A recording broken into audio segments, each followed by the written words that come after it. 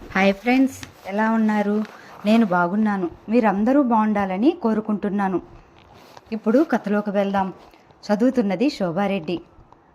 Table మీద వంట మనిషి సర్దిన భోజనం తనే 2 ప్లేట్లలో వడ్డిస్తుంటే, నా కోసం ప్రత్యేకంగా ప్లేటు వద్దు, ఎక్కువ ఆకలి లేదు, చెంచా ఇవ్వు, నీ ప్లేట్లోనే కాస్త తింటాను అన్నాడు. తను అలాగే చేశాడు. ఇద్దరు అన్నం తింటుండగా తన ఫ్యాక్టరీ గురించి చెప్పబోయాడు. శివ చెయ్యి వత్తి వారించాడు. అబ్బా బోర్, నన్ను చంపకు, అవేవి నా చెవులకి ఎక్కవు అన్నాడు విసుగ్గా. నువ్వు మీ నాయనమ్మతో మాట్లాడి ఆవిడిలాగానే ఒట్టి డబ్బు లెక్కల మనిషి అయిపోతున్నావు సుమా అన్నాడు. తను కాగితాలు తెచ్చి బ్యాలెన్స్ షీట్ చూపించాడు. శివ, ఇదిగో ఈ సంవత్సరం లాభాల్లో నీ భాగం. నా భాగమా? కాగితాలు చూడకుండానే తోసేసి శివ విరగబడి నవ్వాడు. నవ్వుతూనే, ఇదేమన్నా చిన్నప్పటి చెరుగ్గడ, చిలగడదుంప లేక జామపుండ? 50-50 అంటూ నువ్వు నాకు పంచటానికి? నీ దానం చాలు గాని అప్రకర్ణుడు గారు కాగితాలు దాచుకోండి. శివ, ఇది నిజంగానే నీకు రావాల్సిన డబ్బురా? నేను వ్యాపారంలో నీ పేరిట 50% షేర్లు కొన్నానని చెప్పానా లేదా? చెప్పావులే, కొన్నది నువ్వు, కష్టపడింది నువ్వు, కాబట్టి లాభం కూడా నీదే. దయగా ధర్మం చేస్తే నువ్వు ఇచ్చినా తీసుకోవటానికి నాకు సిగ్గులేదనుకున్నావా? శివ కాళ్ళు చేతులు ఆడిస్తూ చూపించి, కష్టపడడానికి దేవుడు వీటిని నాకు బాగా బలంగానే ఇచ్చాడు. పర్వాలేదు, నా పోషణకేం లోటు రానియవు. కాకపోతే అవసరం కోసం అడపాదడపా నీ దగ్గర డబ్బు వాడుకుంటున్నాను. అది ఎప్పుడో తీరుస్తానులే. తీర్చలేకపోయినా దిగులు లేదు. అమ్మ పేరట బ్యాంకులో ఉన్న నగలు ఉండనే ఉన్నాయి. 5-6 లక్షలకు పైగానే ఉంటాయి. కాబట్టి నీ అప్పుకు డోకా లేదు. ఇప్పటికి ఒక 100 ఇవ్వు. మను, నన్ను చంపకు. అవతల మనిషి నా కోసం బస్టాండ్లో వెయిట్ చేస్తున్నాడని చెప్పానా అంటూ లేచి వచ్చి తన జేబులు వెతికి 100 కాగితం తీసుకుంటూ, అసలు గుమ్మం దగ్గరే నేను ఈ పని చేయాల్సిందనుకుంటూ సనుక్కుంటూ వెళ్ళిపోయాడు. ఎప్పుడు ఫ్రెండ్స్ అంటావు, ఎంతమంది ఉన్నారు? అసలు ఎవరు వాళ్ళు? తను చిరాగ్గా అడిగాడు.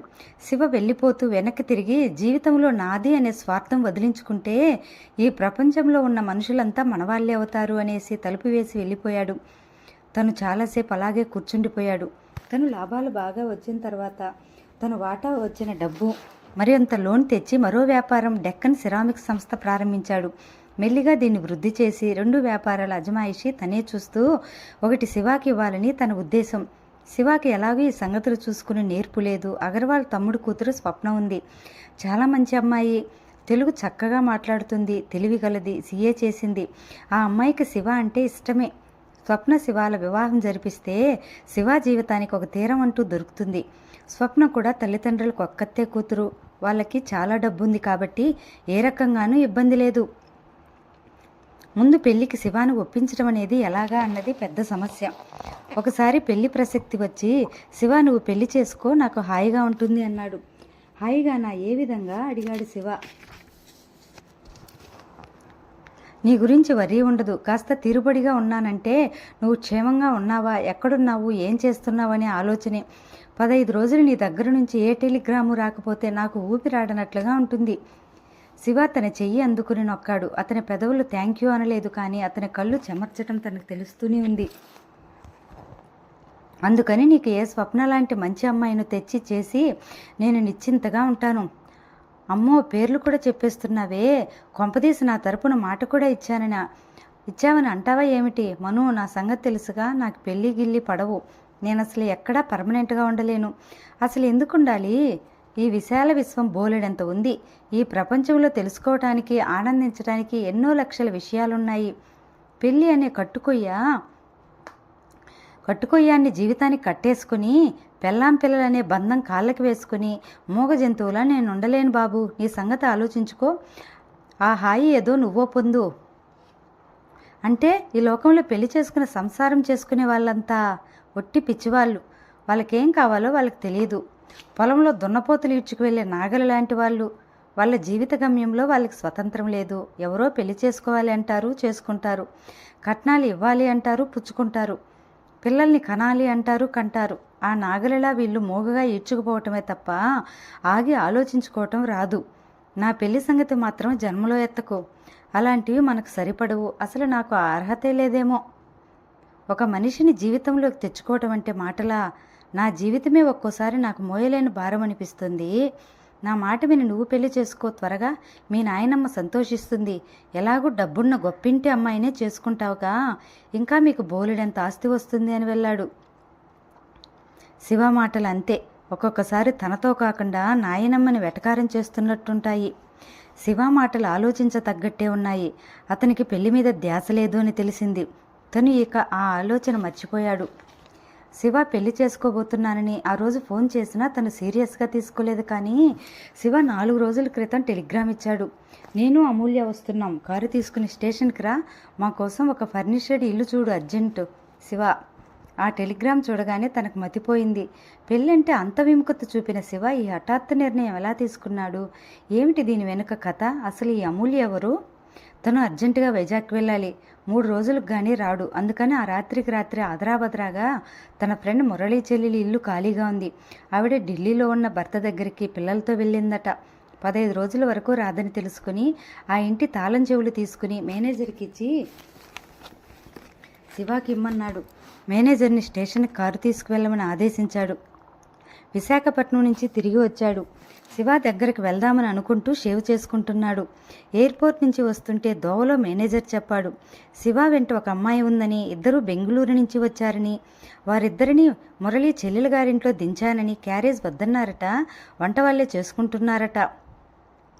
ఆవిడ గారెవరో రైలు దిగగానే ఇల్లు కావాలంటూ షరతు పెట్టింది. శివ ఆ అమ్మాయి పట్ల ఎందుకు ఆకర్షితుడయ్యాడు?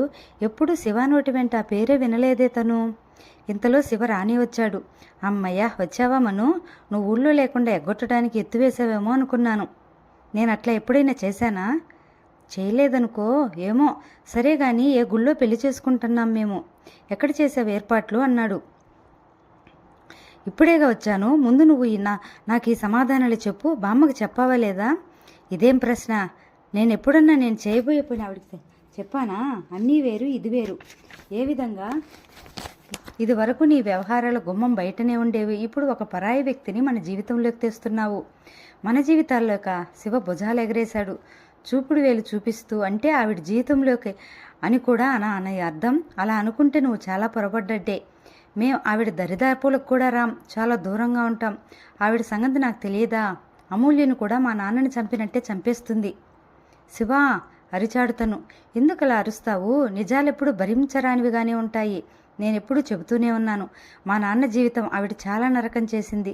దానికి ఆవిడ ఎప్పుడూ అనుభవించింది మీ నాన్నను పోగొట్టుకుని. ఆ శిక్ష చాలు. నీకు పుణ్యం ఉంటుంది, ఇక ఆపు, తను అర్థించాడు. శివ చేతులు జోడించాడు. నీకు పుణ్యం ఉంటుంది మను, పెళ్ళికి ఏర్పాట్లు చెయ్యి. నువ్వు అసలు పెళ్ళే చేసుకోనన్నావు, నాగలి దున్నపోతులు అంటూ ఏవో చెప్పావు. ఇప్పుడు కూడా అదే అంటాను.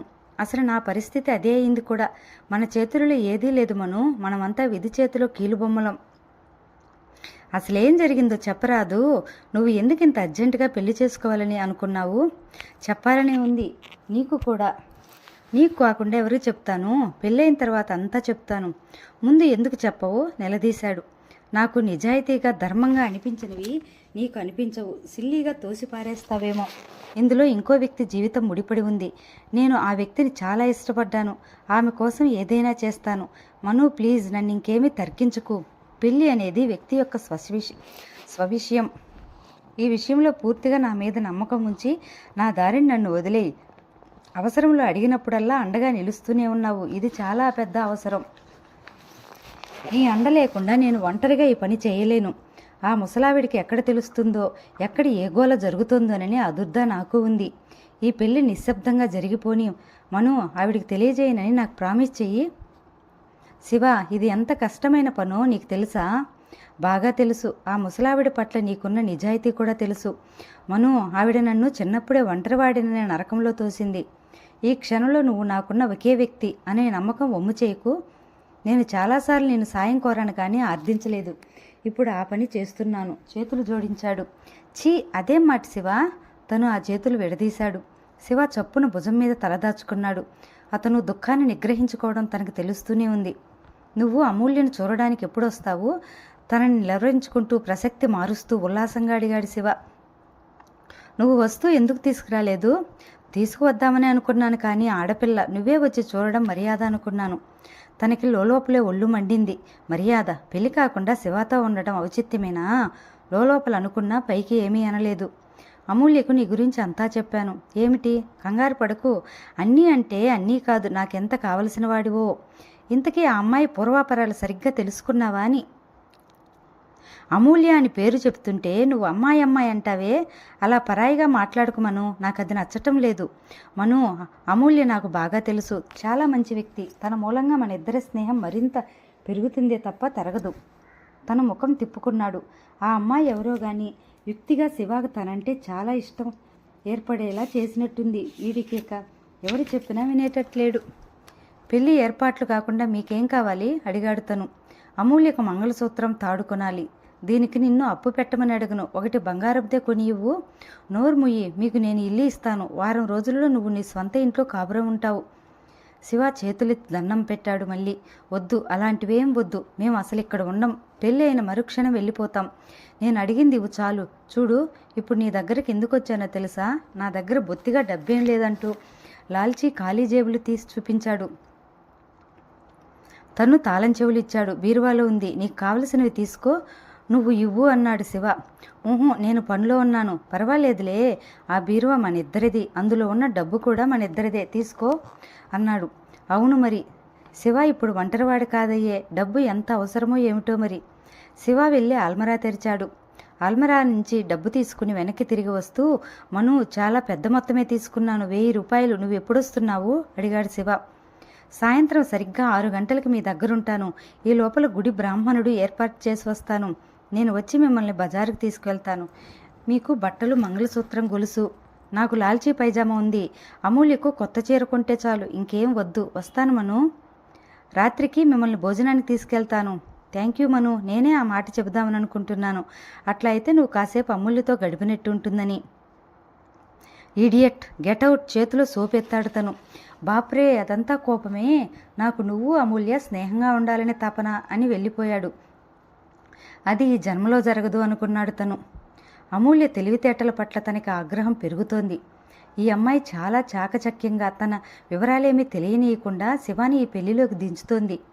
ఊరు నుంచి దిగగానే ప్రత్యేకమైన ఇల్లు కావాలనటం, క్యారియర్ భోజనం వద్దని తిరస్కరించింది. ఆవిడిగారే వంట చేసిందంట. బాగుంది. శివ ఆడపిల్ల ప్రలోభంలో పడి ఆటలాడే అమాయకుడేం కాదే. ఏమో, వ్యామోహం అనేది రాకూడదు. అది వస్తే మనిషికి ఉచితాల నిర్ణయం పోతుంది. ఉన్న తెలివితేటలు ఆరిపోతాయి. బామ్మకు తెలియకుండా శివ పెళ్లి జరగబోతోంది. తనకిది ఎంతో భయంగా ఉంది. నీకు తెలిసి కూడా నాకు చెప్పలేదా? వాడు కాదురా మోసం చేసింది, నువ్వు అంటే తనేం జవాబు చెప్పాలి? వీడేమో అమూల్య పట్ల తగని ఇష్టం ఏర్పరచుకున్నాడు. లేకపోతే పెళ్లి గురించి లక్ష వ్యంగ్యవాక్యానులు చేసే శివ పెళ్లి చేసుకోవటం ఏమిటి? తనే నమ్మలేకపోతున్నాడు. ఎందుకో గాని దీని పర్యవసానం ఏమవుతుందా అని భయం వేస్తోంది. అతని ఆంతర్యం ఒకసారి శివ వైపు, మరోసారి బామ్మ వైపు మొగ్గుతోంది. ఇద్దరూ తన జీవితంలో ముఖ్యులే. ఎవరిని దూరం చేసుకున్నా తన జీవితం నిండా వెళితే. అలా మదన పడుతూనే పురోహితుడిని పిలిపించాడు. మురళిని, జయలక్ష్మిని రావలసిందిగా చెప్పాడు. తన ఆంతర్యంలో ఈ మదనం క్షణక్షణానికి ఎక్కువవుతోంది తప్ప తగ్గడం లేదు. ఇది తీసుకోండి. ఇంతలో వినిపించింది. మనోజ్ ఉలిక్కిపడ్డట్టుగా ఈ లోకంలోకొచ్చాడు. ఎప్పుడు మేడ మీదకి వచ్చిందో అమూల్య చేతిలో ట్రేలో షర్బత్ గ్లాస్ ఉంది. తీసుకోండి అంది. అతను గ్లాస్ తీసుకుని పట్టుకున్నాడు తప్ప తాగలేదు. అమూల్య ట్రే పిట్టగోడ మీద పెట్టి నిలబడింది. తను వచ్చి చాలాసేపు అయింది. ఆలోచనలతో పరధ్యాసగా ఉండటంతో టైం అయింది గమనించనే లేదు. దూరంగా రోడ్ల మీద లైట్లు వెలిగాయి. చాలా మీదకి పక్కింటి కొబ్బరి ఆకుల మధ్య నుంచి డాబా మీదకి ఆకుల మధ్య నుంచి ఆకాశంలో అప్పుడప్పుడే పైకి వస్తున్న పౌర్ణమి నాటి చంద్రబింబం కనిపిస్తుంది. శివ ఇంకా రాలేదు. ఏమైందో తెలియదు. మీరు కింద కూర్చున్నా బాగుండేది. ఇక్కడే నిలబడ్డారు అంది. ఆ మాట్లాడటంలో మొహమాటం కానీ విరుపు కానీ అస్సలు లేవు. మనోజ్కి ఏం సమాధానం ఇవ్వాలో తెలియలేదు. అమూల్య తడబాటు లేకుండా తన ముఖం వైపు విప్పారని కళ్ళతో చూడడం అతనికి ఇబ్బందిగా ఉంది. శివ మీ గురించి చాలా చెప్పాడు ఉంది. అతను మౌనంగా ఉండిపోయాడు. శివ పరిచయం చేసిన ప్రతి వాళ్ళు చెప్పే మాట ఇది. అమూల్య వెంటనే వెనుదిరిగి వెళ్ళిపోలేదు. అతను సంభాషణ చేయడం ఏమాత్రం ఇష్టం లేనట్టు తల తిప్పి దూరంగా రోడ్డు మీద పోయే కార్లను గమనిస్తున్నాడు. ఆమె ఏదో చెప్పబోయి ఆగిపోయింది. అతని మౌనం కఠినమైన గోడలా ఉంది. చివరికి ధైర్యం తెచ్చుకున్నట్టుగా అంది. మీ మేలు జన్మలో మర్చిపోలేను. అతను ఇటు తిరిగాడు. ఏదో అనాలని అనుకున్నాడు. కానీ హఠాత్తుగా ఏమైందో అతనికి పరుషవాక్కులే గుర్తుకు రావట్లేదు. పైపైకి వస్తున్న వెన్నెల్లో ఆమె అపురూపంగా ఉంది. ఆ ముఖంలో తన నిశ్చిత దృష్టి కల్మషం వెతకాలని తీవ్రంగా కృషి చేసి ఓడిపోయింది. ఇంత కలగల అమ్మాయిని తను ఇంతవరకు చూడలేదు. ఆ ముఖంలో నాజూకుతనం, మళ్ళీ అదే భావన. ఈ అమ్మాయి తనకు తెలుసు, తనది అనే భావం. ఆమెను చూస్తుంటే మనసుకు మంచి గంధం లాంటి హాయి. ఇదేమిటి, అతని మనసు భయపెడుతోంది. వెరపుగా వెనక్కి వెళ్ళాలనిపించినా వెళ్ళలేకపోతుంది. ఈమె శివాకి కాబోయే భార్య అని మర్చిపోతున్నాడేమిటి? తన చూపులకు జంకినట్టుగా ఆ అమ్మాయి కళ్ళు కిందకి వాలినాయి. ఆమె ఇంకా జడ వేసుకోలేదు. వీపు మీద ఎగురుతున్న జుట్టుని చాలా మామూలైన అలవాటులా కుడి చేత్తో ముందుకు వేసుకుంది. నల్లటి పొడుగాటి జుట్టు చీకట్లో కృష్ణవేణి నదీ ప్రవాహంలాగుంది. పంచుకున్న ఆ తలలో పాపిడి అడవిలో బంగారు బాటలా ఉంది. ఒక్కసారి వెళ్ళి ఆ మెడవంపులో ముఖం దించుకుని ఇన్నాళ్ళు ఎక్కడ ఉన్నావు నువ్వు అనాలనిపిస్తోంది. అనిపించటం కాదు, ఆ పని జరుగుతోంది. అనిర్వచనీయమైన అనుభూతిలో ఉన్నాడతను. అంతటా నిశ్శబ్దం, మనోహరమైన ప్రశాంతత. ఇంతలో కనేల్మన్న శబ్దమైంది. అతను ఉలిక్కిపడి లోకంలోకొచ్చాడు. అమూల్య గోడ మీద పెట్టిన ట్రే గాలి కింద పడింది. ఆ శబ్ద తరంగాలు ఆకాశంలోకి అంతటా ప్రతిధ్వనిస్తున్నాయా అన్నంతగా పరుగు తీశాయి. తన మనసు తన అదుపు తప్పి స్వయం ప్రతిపత్తి చూపించటం అతనికి ఇదే ప్రథమం. ఏమిటి వెరిమురి ఆలోచనలు? ఏమైంది తనకి? ఆమె మళ్ళీ ఏదో చెప్పబోయింది. ఇంతలో మెట్ల మీద శబ్దమైంది. అదిగో శివ వచ్చేశాడు అంది ఆనందంగా. అంటే వాడి అడుగుల చప్పుడు కూడా అంత తెలుసన్నమాట. అప్పటికే శివ పైకి వచ్చేశాడు. మను ఎంతసేపు అయింది వచ్చి అంటూ చెయ్యి అందుకుని మరో చేత్తో అమూల్య చేయి అందుకుంటూ, సారీ అమ్మి, చాలా లేట్ అయింది, బోరు కొట్టిందా ఎంతో అనునయంగా అడిగాడు. అమూల్య గారంగా బొంగమూతి పెట్టింది. అవును, చాలా బోరు కొట్టింది. ఈ జన్మకి ఇక నువ్వు రావేమో అనుకున్నాను. బోరు భరించలేక ఇక చచ్చిపోదామని అనుకుంటుండగా ఇంతలో ఈయన వచ్చి కాలింగ్ బెల్ కొట్టాడు. లోపలికి వచ్చి కూర్చోమంటే కూర్చోలేదు. ఇదిగో ఇక్కడికి వచ్చి బుద్ధదేవుడులా మౌనంగా తపస్సు చేసుకుంటున్నారు. నేనే షర్బత్ వంకతో వచ్చి డిస్టర్బ్ చేశాను అంది. అమూల్య అన్న ఆ తీరికి శివ విరగబడి నవ్వాడు. మనోజ్ నవ్వబోయి నిగ్రహించుకున్నాడు. అమూల్య కూడా నవ్వేసింది. వారిద్దరి నవ్వులు హాయిగా ఈ జీవితంలో ఆనందమే తప్ప బాధ ఎరగని వాళ్ళలా ఉన్నారు. ఉండు, నీకు కూడా షర్బత్ తెస్తాను, చలిగా ఉంది, కాఫీ తెద్దామని అనుకున్నాను, కానీ నువ్వే అంటావుగా 6 గంటలు దాటిన తర్వాత కాఫీలు టీల కంటే ఏ బత్తాయి రసము మంచిదని అంటూ వెళ్ళింది. నడకలో, మాటల్లో, నవ్వులో కాస్త చిలిపిదనం, కాస్త సీరియస్నెస్ రెండూ ఉన్నాయి. అమూల్య కనుమరుగవగానే శివ మను చేతిని బిగిస్తూ, మను, నేను లేకుండానే మీ ఇద్దరు పరిచయం అయిపోయాను అన్నమాట. అమూల్యను చూస్తే ఎలా అనిపించింది? చాలా మంచి అమ్మాయిలు అనిపించటం లేదు నీకు అన్నాడు ఆతృతగా. బాగుంది. ప్రశ్నేమో నన్ను అడిగావు, జవాబును నువ్వే చెప్పేసుకుంటున్నావు. నీ తొందరపాటు ఏం మారలేదు శివ. నువ్వు చాలా చిక్కుల్లో పడతావని నాకు భయంగా ఉంది. పడని, నాకేం భయం, నాకు నువ్వు ఉన్నావుగా. బాపురే, కిందటి సంవత్సరం ఆ రామదాస్ విషయంలో నువ్వు ఫైట్ చేయకపోతే ఆ ఫోర్జరీ కేసు నా మీదకి నెట్టి నన్ను జైల్లోకి తోయించి ఉండేవాడు. ఈ పాటికి నేను ఏ కటకటాల వెనుకో. అవునవును, ఈ పాటికి ఆ జైలులో ఖైదీలను అందరినీ పోగు చేసి ఏ నిరాహార దీక్ష అంటూ మొదలుపెట్టి ఆ జైలు సూపరింటెండెంట్కు పిచ్చి ఎక్కించి ఉండేవాడివి. ఆయన ఎవరో అదృష్టవంతుడు. అసలు ఇది బామ్మకి తెలిస్తే. శివ చప్పున మనోజ్ నోటి మీద అరచేయానించాడు. తెలియదు, ముమ్మాటికి తెలియదు. నాకు తెలుసు, ఈ పెళ్లి మూలంగా ఆ ముసలామెతో నేను ఎంత యుద్ధాన్ని ఎదుర్కోవాల్సి వస్తుందో. నేను తెలిసి ఈ పెళ్లిలో దిగుతున్నాను. నువ్వు నా వైపున ఉంటే ఆవిడ నన్నేం చేయగలదు? నువ్వే నా ధైర్యం అనుకో. కానీ శివ, నీకు అర్థం కావటం లేదు.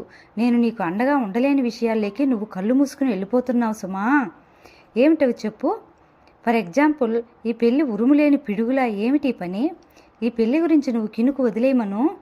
ఇది మన ఇద్దరి జీవితాలకు సంబంధించింది కాదంటావా? ఒక అమ్మాయి కోసం మనం దూరం అవ్వాలా? అదిగో మళ్ళీ అదే మాట. నేను పెళ్లి చేసుకోవటం ఇష్టం లేదా? ఎందుకు లేదు? ఇష్టం ఉంది కాబట్టి ఇది సమస్య అయ్యి మన జీవితాలు బద్దలు చేయకుండా సజావుగా సాగాలని ప్రయత్నం. నా మాట విను. నేను రాత్రికి బామ్మకు కబురంపుతాను. ఆవిడ ఏమీ అనకుండా చూసే పూచి నాది, సరేనా? శివ ముఖం తిప్పుకున్నాడు. అదిగో మళ్ళీ అదే లెక్చరు. నువ్వు ఎంతసేపు ఆవిడ వైపే ఆలోచిస్తున్నావు. కాదు, నేను నువ్వు సుఖంగా ఉండాలని అనుకుంటున్నాను. శివ ప్లీజ్, ఈ దొంగచాటి పెళ్లి చేసుకునే కర్మ నీకేమిటి చెప్పు. బాగా అడిగారు, అలా అడగండి. నేను అదే అంటున్నాను, వెనక నుంచి వినిపించింది. మనోజ్ చివాలను తిరిగి చూశాడు. అమూల్య ఎప్పుడు వచ్చిందో అక్కడ నిలబడి ఉంది. గ్లాస్ శివాకు అందించింది. నీకు తెచ్చుకోలేదే అన్నాడు. వద్దు అంది. నువ్వు ఊరికే కంగారు పడుతున్నావు. మధ్యాహ్నం అన్నం కూడా తినలేదు. ఇది తాగు అమ్మి ప్లీజ్. నేను మను ఈ గ్లాసులో తాగేస్తాంలే. అలా దేన్నైనా సమభాగం చేసుకోవటం మాకు అలవాటే అంటూ గ్లాసు అమూల్య చేతిలో పెట్టాడు శివ. మనోజ్ చేతిలో గ్లాసు అందుకుని గ్లాసు ఎత్తి 2-3 గుటకలు తాగి మనోజ్కు తిరిగి ఇచ్చాడు. మనోజ్ ఒక గుక్క తాగి గ్లాస్ చేతిలో పట్టుకుని చెబుతున్నాడు. పెళ్లికి అన్ని ఏర్పాట్లు పూర్తి అయినాయట. ఒక్క మంగళసూత్రం, గొలుసు, చీర తప్ప. ఈ రెండింటికి నిన్ను తీసుకెళ్దామని నేనే చెప్పాను అన్నాడు. నేను రాను, మీరు వెళ్ళండి అంది అమూల్య. ఆ అమ్మాయి ముఖంలో నిజంగానే రావాలనే ఆసక్తి లేదు. నువ్వు రానంటే కుదరదు అన్నాడు శివ. వారిద్దరి తర్కం తెగేట్టలేదు. వాళ్ళకి అసలు దేనికి తొందర ఉన్నట్టే లేదు. ఎవరి విషయమో మాట్లాడుతున్నట్టుగా నిబ్బరంగా ఉన్నారు. మనోజ్ టైం చూసుకున్నాడు. బంగారం దుకాణం 9 గంటల వరకే ఉంటుంది. ముందు దోవలో చీర తీసుకుని వెళ్దాం. మీరు త్వరగా బయలుదేరాలి, ఆలస్యం అవుతోంది అన్నాడు. అమ్మీ రెడీయేనా అన్నాడు శివ. అబ్బా, కాస్త లైసెన్స్ కోసం ఎందుకో ఇంత హడావిడి అమూల్య సనుక్కుంటూ అంది. ఈ మాట వినగానే మనోజ్ కళ్ళల్లోకి చుర్రుమని ఆగ్రహం వచ్చింది. విన్నావా అమ్మాయి ఏముంటుందో కోపంగా అడిగాడు. శివ నవ్వుతూ అమూల్య అలాంటివి చాలా అంటుంది. తన తత్వం అర్థమైతే నువ్వు నవ్వేస్తావు అన్నాడు శివ. మనోజ్ చేతిలో గ్లాసుని మనోజ్ చేత్తోనే పైకెత్తి షర్బత్ తాగుతూ, నేను ఇంత క్రితం మన లాయర్ గారి దగ్గరికి వెళ్ళి వచ్చాను అన్నాడు శివ. మనోజ్ ఉలిక్కిపడ్డాడు. లాయర్ గారి దగ్గరకా? ఎందుకు? ఈ రోజు వరకు నేను ఒంటరివాడిని, రేపటి నుంచి కాదుగా. అమూల్య బాధ్యత నా నెత్తి మీద ఉందయ్యే. నేనేమో దేశదిమ్మరిని. ఆమె భవిష్యత్తు గురించి రక్షణ ఏర్పరచాలి కదా. ముఖ్యంగా ఆ ముసలావిడ అమూల్యని పీడించుకు తినకుండా చూడాలి. అమ్మ నగలన్నీ లాకర్ నుంచి తెప్పించమరటానికి వెళ్ళాను. రేపటి నుంచి అవి అమూల్యవి. మనోజ్ మాట్లాడలేదు. ఊపిరి బిగబెట్టినట్టు చూస్తున్నాడు. శివ చాలా దూరం వెళ్ళిపోతున్నాడు. అతన్ని తను వెనక్కి తిరిగి తీసుకురావటం సాధ్యం కాదనిపిస్తుంది. సంవత్సరం క్రితం తనే రాధత్తయ్య నగలు శివ పేరట లాకర్లో ఉంచాడు. ఇదంతా తన కళ్ళ ముందే జరుగుతుంటే ప్రేక్షకుడిలా చూస్తుండిపోవటం మనోజ్కి చాలా కష్టంగా ఉంది. తను ఏం చేయలేని చిత్రమైన పరిస్థితి అది. అమూల్య కింద నుంచి కేక పెట్టింది. శివ, నేను రెడీ, వస్తున్నాం తొంగి చూస్తూ చెప్పాడు. పదమను అంటూ దారితీశాడు. ఇంకో నిమిషం ఆగమన్నా అతను ఆగేట్టలేడు. మనోజ్ తప్పనిసరిగా శివ వెనుక మెట్లు దిగి వచ్చాడు. ఇంటి తలుపు తాళం వేసి బ్యాగ్ తీసుకుని చెప్పులేసుకుని రెడీగా ఉంది. అమూల్య తెల్లటి చీర మీద అక్కడక్కడ విచ్చుకుంటున్న ఎర్ర గులాబీ మొగ్గలు ఎంబ్రాయిడరీ చేసి ఉన్నాయి. హఠాత్తుగా చూస్తే అవి నిజంగానే పించేశారా అన్నంత సహజంగా ఉన్నాయి. ముగ్గురు కారు వైపు వస్తుంటే మురళి జ్యోతిని ఎత్తుకుని ఎదురు వచ్చాడు. మనోజ్, మీ వదిన రమ్మంటోంది. అందరూ ఈ పూట భోజనం మా ఇంట్లోనే అని చెప్పమంది అన్నాడు. మురళి కళ్ళు కుతూహలంగా అమూల్యని శివాని పరిశీలిస్తున్నాయి. ఇప్పుడు కాదురా మురళి, షాపింగ్ ఉంది, రేపు చూస్తాం. Bye dear. జ్యోతికి చూపించాడు. బాయ్ అంకుల్ అంది జ్యోతి. మనుకి చిన్నపిల్లలు ఇట్టే మాలిమవుతారు, నన్ను చూస్తూనే భయపడతారు అన్నాడు శివ. బహుశా నీ గడ్డం చూసి అయి ఉంటుంది అంది అమూల్య. కావచ్చు నవ్వాడు. అమూల్య పెళ్లి కూతురులా సిగ్గులా ముభావంగా లేదు. అదేదో ఫ్రెండ్తో పిక్నిక్ వెళ్లే సందర్భంగా మాట్లాడుతోంది. ముగ్గురు కారులో కూర్చున్నారు. అమూల్య వెనక సీట్లో కూర్చోబోతుంటే శివ వారించాడు. పర్వాలేదు, ఇక్కడికి రా అంటూ ముందు డోర్ తీసి పట్టుకున్నాడు. ముందు సీట్లో ఉన్న మనోజ్ కోటు తీసి వెనక సీట్లో ఉంచాడు. అమూల్యని మనోజ్ పక్కన కూర్చోమని ఆదేశించి అమూల్య పక్కన తను కూర్చున్నాడు. మనోజ్కి ఇది చాలా ఇబ్బందికరంగా, అభ్యంతరంగా అనిపించినా ఏమీ అనలేకపోయాడు. అతనికి ఈ అనుభవం చాలా కొత్తగా ఉంది. శివాతో తోచిన మాట నిష్కర్షగా అనలేని అసందిగ్ధతాభావం. మనోజ్ డ్రైవ్ చేస్తున్నాడు. అమూల్య తలలో పెట్టుకున్న సన్నజాజి పూల వాసనలు తేలి వస్తున్నాయి. కారు ఒక మధుర సువాసన మేఘంలా తేలి వెళ్తున్నట్టుగా అనిపిస్తోంది. మళ్ళీ అదే తన విచక్షణకి తోసి రాజని ఒక ఉవ్వెత్తు కెరటం లాంటి భావతరంగం. అమూల్య తన సొత్తు అయినట్టుగా ఈ కారులో తమతో పాటు కూర్చున్న శివ ఏ రక్షణలోనో మధ్యలో దిగిపోవాల్సిన ప్రయాణికుడు మాత్రమేనన్నట్టుగా మనోజ్ టై సరిచేసుకున్నాడు. తన అంతరంగం ఎందుకలా విచ్చలవిడిగా అటెం చేస్తుందో అతనికి తెలియటం లేదు. కారు కంచి చీరలకు ప్రసిద్ధి చెందిన షాప్ దగ్గరకు వచ్చాగింది. ఈ షాపు మనోజ్కు సుపరిచితమే. బామ్మకి ఎన్నోసార్లు కొని తీసుకెళ్లాడు. తెలిసిన వాళ్ళ పెళ్లిళ్ళకి కొనటానికి స్వప్నతో పాటు ఎన్నోసార్లు వచ్చాడు. కారు ఆపి మనోజ్ దిగాడు. శివ కూడా దిగాడు. కానీ అమూల్య మాత్రం రాలేదు. శివ ప్లీజ్, నేను కారులో ఉంటాను, నీకు నచ్చితే చాలు అంది. సరే సరే. శివ వెంటనే ఒప్పుకోవటం చూసి మనోజ్కు ఒళ్ళు మండింది. ఈవిడి గారి 3 నిమిషానికి ఓ రకం అన్నమాట. అలాంటప్పుడు అసలు రావటం దేనికి? మనోజ్, శివ ఇద్దరూ లోపలికి వచ్చారు. షాప్ అతని చీరలు చూపిస్తుంటే శివ కళ్ళజోడు సరిచేసుకుంటూ, మను, వీటి వ్యవహారం నాకు బొత్తిగా తెలియదు, నువ్వే చూడు అన్నాడు. ఇది బాగుంది, నీకేమో తెలియదు, ఆవిడ గారేమో మహారాణిలా కారు దిగిరాదు. మనోజ్ సనుక్కుంటూనే ఉన్న చీరల్లో నెమలి పింఛం రంగులో పెద్ద జరీ బార్డర్తో అందంగా ఉన్న చీర ప్యాక్ చేయించాడు. ఆ అమ్మాయి శరీర ఛాయ మంచి రంగే కాబట్టి ఇది బాగానే ఉంటుంది. అబ్బా, చాలా ఖర్చు, మనోజ్ బిల్లు చెల్లిస్తుంటే అన్నాడు శివ. అప్పుడే ఏమైంది, పెళ్ళి అయిన తర్వాత చూడు, కోపంగా అన్నాడు మనోజ్. తర్వాత అమూల్య అన్ని విషయాలు తనే చూస్తానని అంది అన్నాడు శివ. అవునవును, ఎందుకు చూడదు, నీ ముక్కుకు తాడి వేసి ఆవిడ గారి చేతికిస్తున్నావు, ఆ తర్వాత స్వారీ ఇక ఆవిడిష్టం, అప్పుడు నిన్ను ఆ దేవుడు కూడా రక్షించలేడు లోపలనుకున్నాడు మనోజ్. ఇద్దరూ బయటకు వచ్చారు. మనోజ్ ఖచ్చితంగా చెప్పేశాడు.